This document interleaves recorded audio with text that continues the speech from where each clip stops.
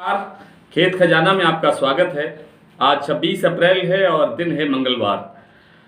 बात करेंगे आज सरसों की, थोड़ी बहुत बात ग्वार और गेहूं की भी, कुछ सवालों के जवाब देंगे और कॉटन बाजार की भी चर्चा होगी। लेकिन सबसे पहले आपसे निवेदन कि आप इस चैनल को सब्सक्राइब कर लीजिए और सब्सक्राइब करने के साथ साथ बेल आइकॉन की घंटी जरूर दबाइए ताकि वीडियो अपलोड होते ही सबसे पहले आप तक पहुंच सके।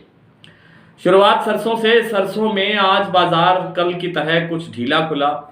6,835 रुपये पर बाजार खुला शुरू हुआ था भरतपुर का, जो अब 35 रुपये के लगभग और कमज़ोर हो गया है। 6,800 रुपये का बाजार दिखाई दिया है क्लोजिंग के टाइम।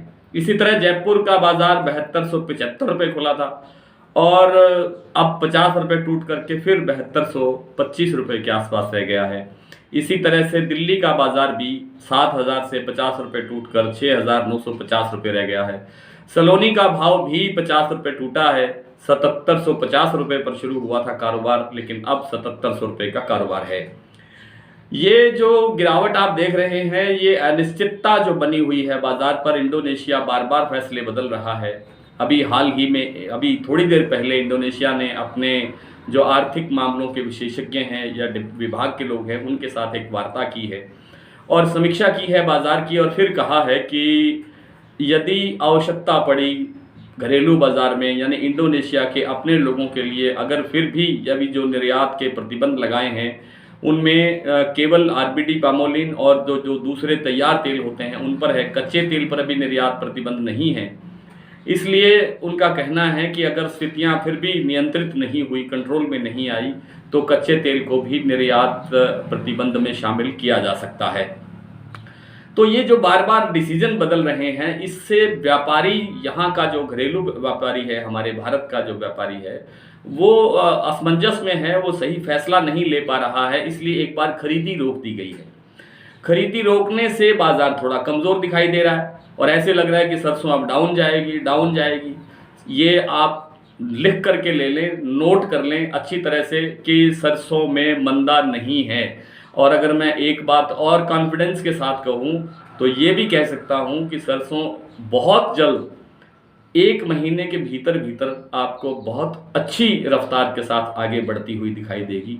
और ये भी कह सकता हूँ कि सरसों शायद, पिछले साल तो बहुत ज़्यादा उम्मीद थी कि सरसों कोई नया भाव बना देगी और सरसों ने पिछले साल नए भाव बनाए भी हैं, लेकिन आज इस साल ज़्यादा उम्मीद है कि सरसों के नए भाव भी बन सकते हैं। इसमें भी कोई दो राय नहीं होनी चाहिए। ये आने वाला समय स्पष्ट करेगा। एक चीज़ इसमें लग रही है कि एक तो ये जो अराइवल 6-7 लाख गट्टे के आसपास चल रही है, इसमें सुधार होने की कोई गुंजाइश नहीं दिखाई दे रही है। माल सारा का सारा किसानों के पास है, स्टॉकिस्ट व्यापारियों के पास इस बार स्टॉक नहीं है, व्यापारियों ने स्टॉक नहीं किया है। कुछ कमेंट्स आए थे कि फला जगह, इधर रेवाड़ी अलवर की साइड में व्यापारियों के पास बड़े स्टॉक हैं। हो सकता है कुछ छोटे मोटे किसी व्यापारी ने कुछ थोड़ा बहुत का स्टॉक रखा हो, लेकिन स्टॉक लिमिट का जो एक भय है वो इस बार व्यापारियों को, बड़े स्टॉकिस्ट व्यापारियों को भयभीत निरंतर करता रहा है। सरकार भी पूरी तरह सतर्क और सजग है, निरंतर छापेमारी करती है। तो इन सब कारणों से लगता है कि सरसों की जो अराइवल है वो किसान धीरे धीरे करके लाएगा। उसे इंतज़ार है कि भाव बहुत अच्छा आएगा और भाव अच्छा आ भी सकता है, इसमें कोई दो राय नहीं है। तो कुछ मेरे जो विशेषज्ञ मेरे साथ जुड़े हुए हैं, जो हमारे एनालिसिस टीम के साथ जुड़े हुए हैं, जो शोध करके हमें सारा रिसर्च करके बताते हैं भी क्या चल रहा है और क्या हो रहा है, उनका मानना है कि पिछले साल खाद्य तेल यानी सरसों का तेल, खाद्य तेल तो बहुत सारे हैं, सरसों का तेल पिछले साल अप्रैल में बहुत ऊंचे भाव पर था और इस साल सरसों का तेल सबसे नीचे है। 20 से 25 रुपये तेल अन्य खाद्य तेलों से नीचे चल रहा है। इसलिए सरसों के खाद्य तेल की डिमांड बनी रहेगी और इसकी खपत भी बढ़ेगी पिछले साल की तुलना में, क्योंकि साधारण जो व्यक्ति होता है वो ये देखता है कि सस्ता तेल कौन सा है।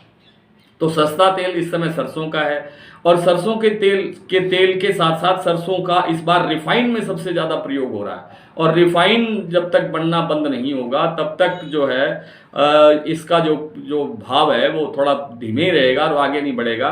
लेकिन जैसे ही रिफाइन बनना बंद हो जाएगा इसके भाव में बहुत अच्छा उछाल आएगा। सरसों की बात कर रहा हूँ। तो कुल मिलाकर के सरसों के बाजार में मंदे की संभावना भूल जाइए। सरसों में इस बार कोई मंदा आएगा, इस बात को बिल्कुल डिलीट कर दीजिए, साफ कर दीजिए। ये मंदा नहीं है, मंदा नहीं रहेगा। इंटरनेशनल मार्केट चाहे कुछ भी कहे, अभी जैसे इंडोनेशिया फिर फैसला बदल सकता है, फिर कुछ और नया पैंतरा बदल सकता है, कुछ भी करे, विश्व के स्तर पर अंतर्राष्ट्रीय बाजार के अंदर खाद्य तेलों की उपलब्धता एक बड़ा सवाल है और वो सवाल इस साल बना ही रहेगा। जब तक हमारी सरकार तिलहन की खेती की तरफ ध्यान नहीं देगी तब तक ये संकट हल होने वाले नहीं है। हम 70% तेल आयात करते हैं, ये सारी दुनिया जानती है, इसमें कमी नहीं आने वाली है जब तक हम अपनी खेती नहीं बढ़ा लेते। इसलिए कम से कम 50% की निर्भरता हमें कम करनी होगी, यानी 50% तक हमें अपना उत्पादन बढ़ाना होगा। और वो होगा जब सरसों की और सोयाबीन की खेती बढ़ेगी, सरसों का जो एरिया बढ़ेगा, सरसों का किसान खुशहाल होगा।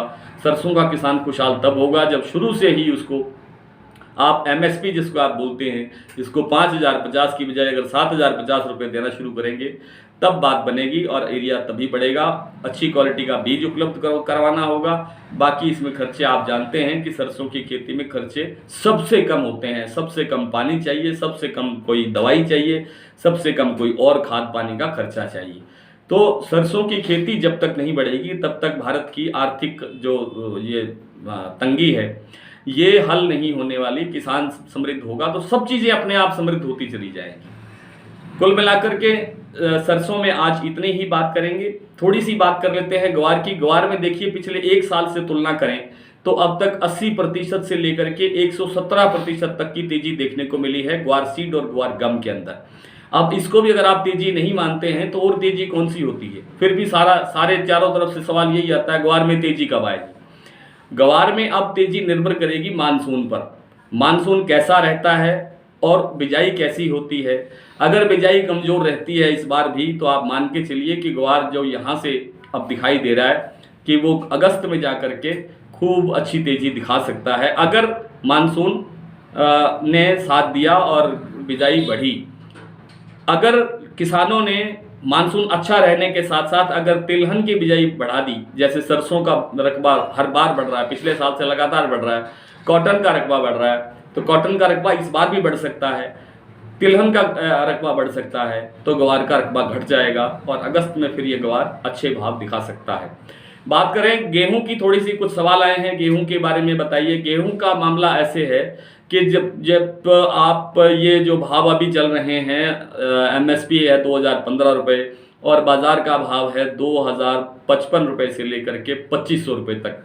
अनूपगढ़ जैसी मंडी के अंदर 2800 रुपये तक गेहूं का भाव देखा जा चुका है। 2500 रुपये 2400 रुपये भाव आमतौर पे दिल्ली में चलता है। 2400 रुपये तो आज भी शायद देखने को मिला, 2380 रुपये के आसपास भाव आज देखने को मिला है। बहुत सी ऐसी मंडियां हैं जहां 2400 रुपये से ऊपर के लेवल पे कारोबार हो रहा है।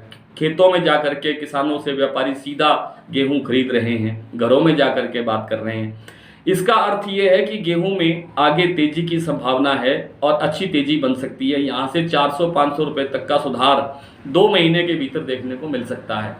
हमारे पास, भारत के पास स्टॉक भी अच्छा है एफसीआई के गोडाउन में, लेकिन निर्यात की जो मांग है उसमें निरंतर सुधार हो रहा है। अब तक हम 80 लाख टन के आसपास जो है निर्यात कर चुके हैं।